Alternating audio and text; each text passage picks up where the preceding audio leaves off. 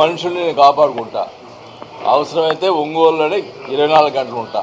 అది గుర్తుపెట్టుకుంటా అంతే.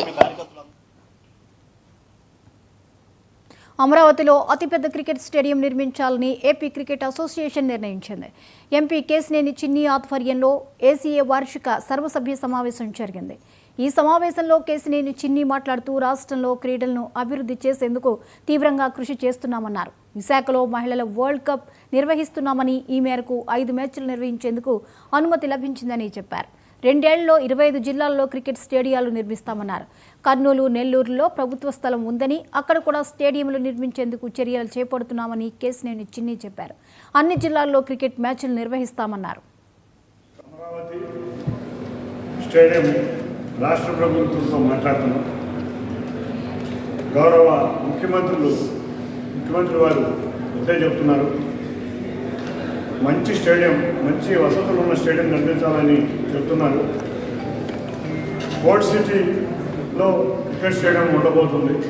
దానికి ప్రాథమిక టాక్స్ మా సెక్రటరీ గారు, అంతేకాకుండా గౌరవ మంత్రి నారా లోకేష్ గారు కూడా సహాయంతో ఐసీసీ చైర్మన్ గారిని, బీసీసీని అడగడం జరిగింది. త్వరలో మనకి స్థలం రాగానే, ఆంధ్ర క్రికెట్ అసోసియేషన్కి స్థలం రాగానే దాని మీద నిర్ణయం జరుగుతుంది. కాకపోతే ఇన్ ప్రిన్సిపల్గా బీసీసీఐ వారు అంగీకరించడం జరిగింది. కానీ ఒక్కసారి మొత్తం స్థలం వచ్చినాక మనకి ఇక్కడ మంచి స్టేడియం ఈ ప్రాంతంలో రాబోతుంది. అమరావతి మన రాజధాని ప్రాంతంలో రాబోతుంది. జనరల్ బాడీ మీటింగ్ జరిగింది. ఇందులో మేజర్గా ఇన్ఫ్రాస్ట్రక్చర్ మీద ప్రతి జిల్లాలోనూ క్రికెట్ ప్రారంభం కోసం ప్రత్యేకంగా డిస్కషన్ చేయడం జరిగింది. దానికోసం ప్రతి జిల్లా వారి ప్రపోజల్స్ ఇచ్చారు. దాన్ని ముందుకు తీసుకొని ప్రతి జిల్లాలో క్రికెట్ గ్రౌండ్ ఎలా ఉండాలి ముందుకెళ్ళడం జరిగింది. అలాగే ఈ మొదటి ఏజీఎంలో మేము వచ్చిన అచీవ్మెంట్ ఏంటంటే, ఒక 60 రోజుల్లో వైజాగ్ స్టేడియంని రూపురేఖలు మార్చి ఇంటర్నేషనల్ స్థాయికి తీసుకొచ్చాం. దానిచేత ఉమెన్స్ వరల్డ్ కప్ కూడా వైజాగ్ ఇవ్వడం జరిగింది. First time women's world cup రావడం Andhra Pradesh. World cup, women world cup September, అక్టోబర్లో జరుగుతుంది. 5 మ్యాచ్లు జరుగుతాయి.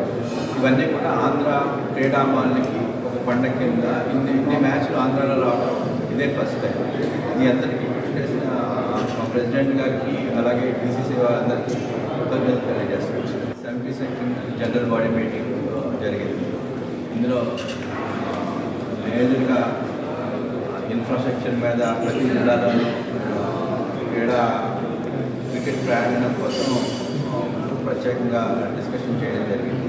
దానికోసం ప్రతి జిల్లా వారి ప్రపోజల్స్ ఇచ్చారు. దాన్ని ముందుకు తీసుకొని ప్రతి జిల్లాలో క్రికెట్ గ్రౌండ్ ఎలా ఉండాలి ముందుకెళ్ళడం జరిగింది. అలాగే ఈ మొదటి ఏజీఎంలో మేము వచ్చిన అచీవ్మెంట్ ఏంటంటే,